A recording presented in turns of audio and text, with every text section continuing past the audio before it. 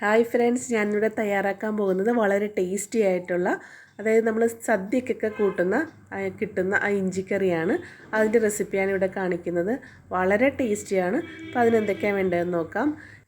ഇഞ്ചി ഞാൻ വളരെ നേരിയതായിട്ട് കുറച്ച് അരിഞ്ഞത് 200 ഗ്രാം എടുത്തിട്ടുണ്ട്. അതുപോലെ തന്നെ 2 പച്ചമുളക് വട്ടത്തിലരിഞ്ഞതും 15 ചെറിയ ഉള്ളി അതും കുറച്ച് അരിഞ്ഞുവിടെ എടുത്തിട്ടുണ്ട്. ഇനി ഇതിലേക്ക് വേണ്ടത് വാളംപുളിയാണ്. വാളംപുളി ഒരു നാരങ്ങ വലിപ്പത്തിൽ എടുത്തിട്ട് അത് കുറച്ച് വെള്ളം ഒഴിച്ച് ഒന്ന് കുതിരാൻ വെക്കണം. കാര്യം ഇത് നമുക്ക് പിഴിഞ്ഞ് അതിൻ്റെ നീരെടുക്കണം, അതിൻ്റെ സിറപ്പ് എടുക്കണം. അപ്പോൾ അതിന് ഒന്ന് കുതിർക്കാനായിട്ട് വെക്കാം. പിന്നെ ഇതിലേക്ക് ചേർക്കാൻ വേണ്ടിയിട്ട് എടുത്തിട്ടുള്ളത് 2.5 ടേബിൾ സ്പൂൺ ശർക്കരയാണ്. ഇനി അടുപ്പിലേക്ക് ഞാനൊരു പാത്രം വെച്ചിട്ടുണ്ട്. ചുവട് കട്ടിയുള്ളൊരു പാനാണ് ഞാനിവിടെ വെച്ചിട്ടുള്ളത്. അതിലേക്ക് വറുത്ത് കോരാൻ ആവശ്യത്തിന് വെളിച്ചെണ്ണ ചേർത്ത് കൊടുത്തിട്ടുണ്ട്. അതായത് നമുക്ക് ഇഞ്ചിയും ഉള്ളിയൊക്കെ വറുത്ത് കോരണം. ആദ്യം നമുക്ക് എണ്ണ ചൂടായി വരുമ്പോഴേക്കും ഇതിലേക്ക് കട്ട് ചെയ്ത് വെച്ചിട്ടുള്ള ഇഞ്ചി എല്ലാം ഇട്ട് കൊടുത്തതിന് ശേഷം തീ നന്നായിട്ട് കൂട്ടി വെച്ചിട്ട് തന്നെ കണ്ടിന്യൂസ് ആയിട്ട് ഇളക്കി കൊടുത്തിട്ട് നമുക്ക് ഈ ഇഞ്ചി എല്ലാം ഒന്ന് വറുത്ത് കോരിയെടുക്കണം.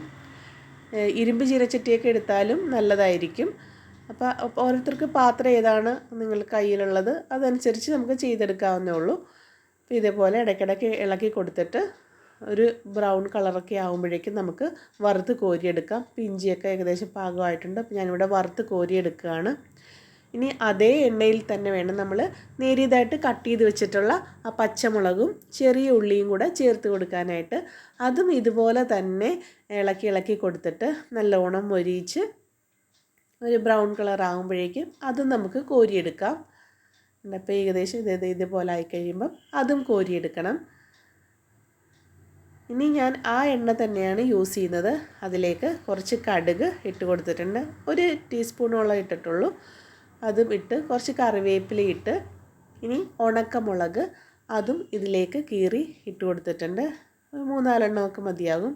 ഇനി ഇതിലേക്ക് 1 ടീസ്പൂൺ മഞ്ഞൾപ്പൊടിയും 1 ടേബിൾ സ്പൂൺ മുളക് പൊടിയും ചേർത്ത് അതിനോടൊപ്പം തന്നെ 1 ടേബിൾ സ്പൂൺ മല്ലിപ്പൊടിയും ചേർത്ത് ഈ സമയത്ത് ഞാൻ തീ ഓഫ് ചെയ്തു കേട്ടോ. കാര്യം ഒരുപാട് ചൂടായിരുന്നാൽ പൊടികളെല്ലാം കരിഞ്ഞു പോകും. ഇത് എണ്ണയൊക്കെ ഒന്ന് ചൂട് കുറഞ്ഞതിന് ശേഷം നമ്മൾ പൊടികൾ ചേർക്കാവുള്ളൂ. ഇനി ഇതിലേക്ക് ആ പുളി പിഴിഞ്ഞ വെള്ളം ചേർത്ത് കൊടുത്തിട്ടുണ്ട്. ഇനി തീ ഓൺ ചെയ്തതിന് ശേഷം അതൊന്ന് തിളച്ച് വരണം. ആ സമയത്ത് ഇതിലേക്ക് ഒരല്പം ഉപ്പ് ഞാൻ ചേർത്ത് കൊടുത്തിട്ടുണ്ട്. ഇനി നമ്മൾ ആ വറുത്ത് കോരിയ ഉള്ളിയും ഇഞ്ചിയും എല്ലാം കൂടെ ഒരു മിക്സിയുടെ ജാറിലേക്കിട്ടൊന്ന് കറക്കിയെടുക്കണം. ഒരുപാട് അരഞ്ഞു പോകണ്ട, ജസ്റ്റ് ഒന്ന് നമുക്ക് കടിക്കാൻ വേണം. ഇനി ഞാൻ ആ പുളിവെള്ളത്തിലേക്ക് 1 കപ്പ് ചൂടുവെള്ളം ചേർത്ത് നന്നായിട്ട് വെട്ടിത്തിളക്കുന്ന ആ പരുവത്തിൽ എത്തുമ്പോഴേക്കും മിക്സിയിൽ അരച്ച് എടുത്ത്, അതായത് ജസ്റ്റ് ഒന്ന് ക്രഷ് ചെയ്തെടുത്ത ആ ഇഞ്ചിയുടെയും ഉള്ളിയുടെയൊക്കെ കൂട്ട് ഇതിലേക്ക് ചേർത്ത് കൊടുത്തിട്ടുണ്ട്. എന്നിട്ട് അതൊന്ന് നന്നായിട്ട് തിളച്ച് വരണം.